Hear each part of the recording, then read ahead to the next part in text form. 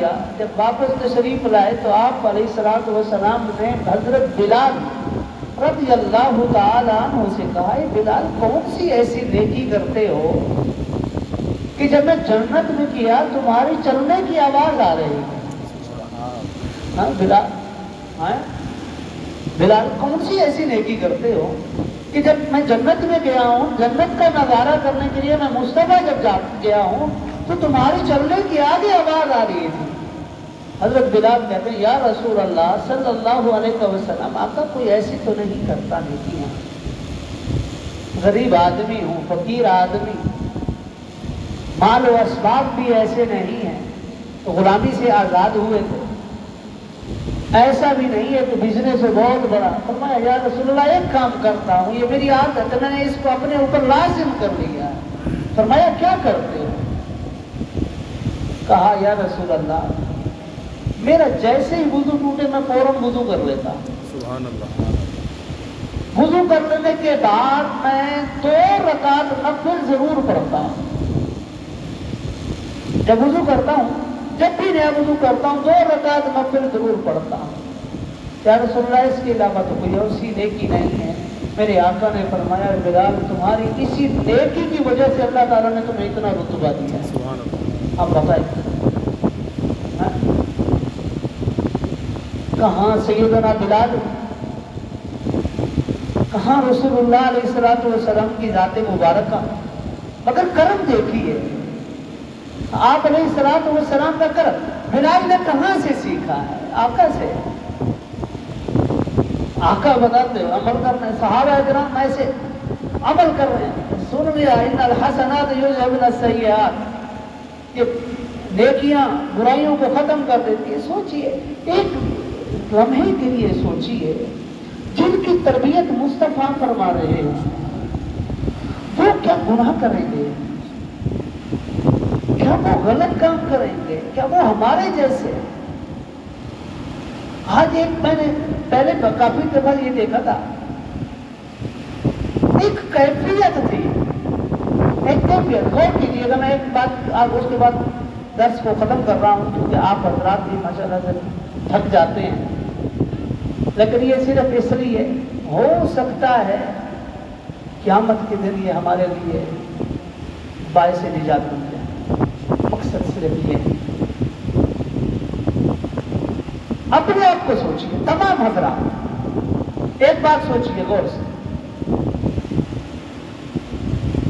اگر 1 منٹ کے لیے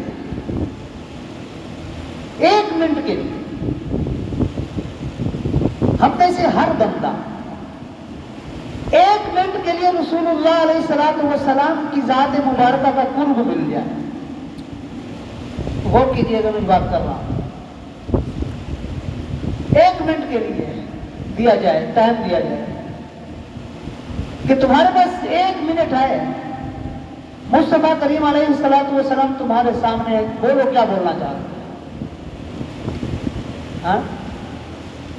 بتائیے کیا بولیں؟ ہاں کیا بولیں گے؟ ہمارے جیسے گناہ گار گناہوں میں لتڑے ہوئے کیا بولیں گے؟ لوگوں سے پوچھا گیا، لوگ ایک تھوڑا سا اپنے اوپر کیفیت تاری کی، 1 منٹ کے لیے مصطفیٰ علیہ الصلوۃ والسلام کے سامنے ہیں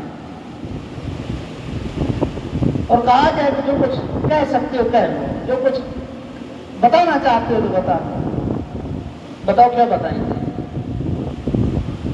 انسان کے پاس تو الفاظ ہی نہیں ہے، انسان کے پاس تو الفاظ ہی نہیں ہے۔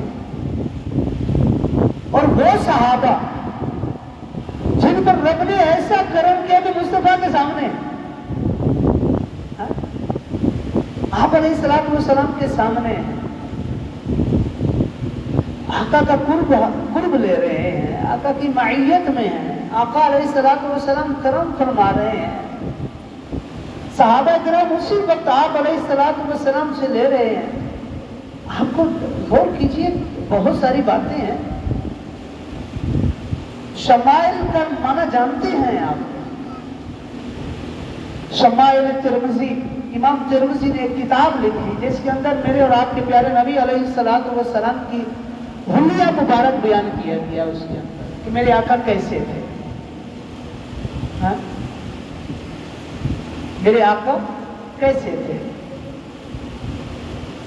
شمائل کے اندر غور کیجئے، جتنے بھی بڑے بڑے صحابہ تھے، ایک پتے کی بات دے رہا ہوں، علمی بات ہے، جتنے بڑے صحابہ تھے، بڑے صحابہ کے مراد بڑی ایج والے، ان میں سے کوئی ایک بھی صحابی ایسا نہیں ہے جس نے یہ روایت کی ہو کہ میرے آقا کا چہرہ مبارک ایسا تھا. نہیں. کیوں؟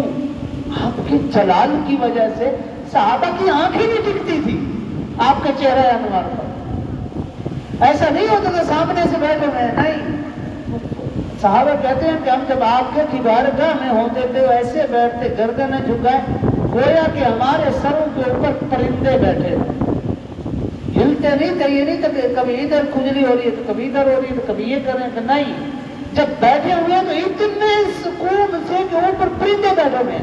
کسی ایک صحابی بڑی ایج والے نے ایک نے بھی یہ بیان نہیں کیا کہ میرے آقا کا چہرہ کیسا تھا. جتنی بھی شمائل کی احادیث ہیں وہ تمام کی تمام جو چھوٹی عمر کے صحابہ تھے انہوں نے بیان کی. میرے آقا چھوٹی عمر کے لوگوں سے بڑی محبت فرمایا کرتے تھے، بچوں سے محبت کیا کرتے تھے، چھوٹی ایج کے لڑکوں سے بڑی محبت کیا کرتے تھے. کیونکہ وہ بچوں کے اندر بھی یہ بات نہیں ہوتی تھی کہ کس کے سامنے بیٹھے ہیں، پھر وہ آنکھ اٹھا کے دیکھ لیتے تھے. انہوں نے بتایا ہے کہ میرے آقا کا چہرہ مبارک ایسا تھا. انہوں نے پھر تصویر کشی کی ہے جس کو صحابہ کرام نے احادیث میں جمع کیا، لوگوں نے محدثین نے جمع کیا. ان میں سے امام ترمذی جو ہے انہوں نے شمائل ترمذی کے نام سے ایک کتاب جو ہے نا اس کے اندر میرے آقا علیہ الصلوۃ والسلام کا حلیہ مبارک بیان کیا ہے کہ میرے آقا کیسے تھے، میرے آقا کے ہاتھ مبارک کیسے تھے، میرے آقا کیسے تھے، کیسے دکھتے تھے، چہرہ مبارک کیسا تھا، پیشانی مبارک کیسی تھی، بال مبارک کیسے تھے، کہاں تک تھے کہاں تک نہیں تھے. سارے کا سارا کس نے بیان کیا؟ صحابہ کرام نے. وہ صحابہ آقا کی بارگاہ میں بیٹھتے تو پھر بڑے بڑے صحابہ ابو بکر جیسے، عمر جیسے، عثمان علی جیسے صحابی سامنے بیٹھے ہوں، وہ سوال ہی پیدا نہیں ہوتا. نظر اٹھا کے دیکھیں یہ تو بڑے بڑے صحابہ تھے تو جائیں کہ وہ اور حضرت بلال وہ کہاں سے دیکھیں گے؟ ادب کے ایسے شاہکار تھے سارے کے سارے، ادب ایسا کوٹ کوٹ کر بھرا ہوا تھا کہ وہ اتنے مؤدب تھے. کہتے ہیں کہ ہم جب بیٹھتے تھے ہمیں پتہ نہیں ہوتا تھا. حضرت ابوبکر صدیق کہتے ہیں آپ کی بارگاہ میں حاضر ہوئے، کہتے ہیں یا رسول اللہ صلی اللہ علیہ وسلم، آقا آپ کا صحابی لگتا ہے مشرک ہو رہا ہے. آپ نے فرمایا ابو بکر کیا بات کر رہے ہو؟ کہا یا رسول اللہ جب آپ کے سامنے ہوتے ہیں تو صرف آپ ہی ہوتے ہیں ہمارے سامنے. جب آپ کے سامنے ہوتے ہیں تو دنیا مافیات جو کچھ دنیا کے اندر ہے وہ سب سے بے نیاز ہو جاتے ہیں، مگر جب باہر جاتے ہیں تو دنیا کی چیزوں میں مگن کچھ ہو جاتے ہیں.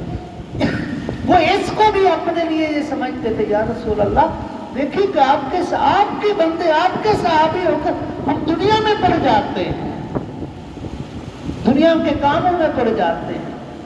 سامعین، اسی لیے جب بھی اگر کوئی گناہ ہو، کوئی کسی قسم کی غلطی ہو جائے، پہلے تو انسان کو گناہ غلطی کسے کہتے ہیں یاد رکھیں. گناہ صغیرہ اور کبیرہ کے بارے میں بہت پوچھا جاتا ہے کہ صغیرہ کون سے، کبیرہ کون سے. ہر وہ گناہ صغیرہ، غور کیجئے گا، باندھ لیجئے، گرہ باندھ لیجئے، ہر وہ گناہ صغیرہ جس کو چھوٹا سمجھ کر کیا جائے وہی گناہ کبیرہ ہے.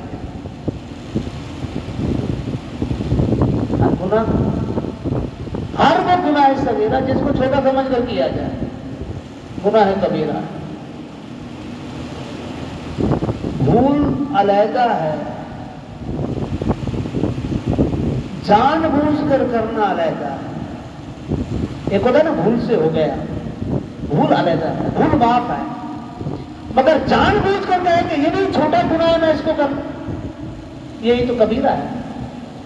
اور کیا ہے؟ مولانا سامعین، اگر کوئی گناہ ہو جائے، انسان ہے، خطا کا پتلا ہے، شیطان بہکا دیتا ہے، معاملات کے اندر بہکا دیتا ہے، کبھی کس چیز میں بہکا دیتا ہے، تو اس وقت میں سب قرآن کی جو آیت ہے ان الحسنات یذہبن السیئات، کہ بے شک نیکیاں برائیوں کو ختم کر دیتی ہیں، تو اس وقت فوری طور پر نیکی کرنی چاہیے، جو بھی نیکی کرنا کر سکتے ہیں، اللہ کا ذکر شروع کر دیجیے، وضو کر کے رب کی بارگاہ میں حاضر ہو جائیے، وضو کر کے قرآن کریم اٹھا لیجیے، کوئی ایک صفحہ پڑھ لیجیے، نہیں تو آقا علیہ الصلوۃ والسلام کی ذات پر درود شریف شروع کر دیجیے۔ فرمایا ان الحسنات یذہبن السیئات، کہ نیکیاں برائیوں کو ختم کر دیتی ہیں، پھر وہ جو گناہ ہوگا، اب ایسا گناہ کی تعریف پہلے بتائی ہے کہ گناہ جو بھول کر ہو جائے، جو جان بوجھ کر ہو جائے اس کو گناہ نہیں، اس کو بلندر کہتے ہیں، جو جان بوجھ کر کیا جائے وہ گناہ نہیں ہوتا، گناہ اسے کہتے ہیں جو بھول سے ہو جائے، اس کو غلطی کہتے ہیں، جو بھول کر ہو جائے، جو جان بوجھ کر کیا جائے وہ سینہ زوری ہوتی ہے، اس کو گناہ نہیں، اس کی کیٹیگری بڑی ہے، پھر اس کے لیے پھر توبہ ضروری ہے۔ سامعین، اللہ تبارک و تعالی سے دعا ہے کہ مالک کل خالق کائنات ہم سب کو گناہوں سے محفوظ فرمائے، اللہ تعالی ہم سب کو نیکیاں کرنے کی توفیق عطا فرمائے۔ نیکی کرنی ہے، نیکی ہے، گناہ ہو جائے، گھر میں بیٹھے ہوئے ہیں مسکراتے ہوئے نیکی کی نیت سے ماں باپ کے چہرے کی طرف دیکھیے، وہ بھی نیکی، صرف نیکی ہی نہیں، حج عمرے کا ثواب ہے۔ کیسا کریم، دیکھیے رب کیسا کریم ہے، اپنے بندوں پر کتنا کریم ہے، چھوٹی چھوٹی باتوں پر اتنا بڑا اجر دیتا ہے۔ وہ چاہتا ہے کہ میرے بندے جو جہنم کے بہانے پہنچ گئے ہیں یہ آ کر جنت میں آ جائیں جو میں نے ان کے لیے رکھی ہے، چاہتا وہ یہ ہے۔ اللہ تبارک و تعالی ہم سب کو نیک بنائے اور شریعت مصطفیٰ کی پابندی نصیب فرمائے۔ اللہ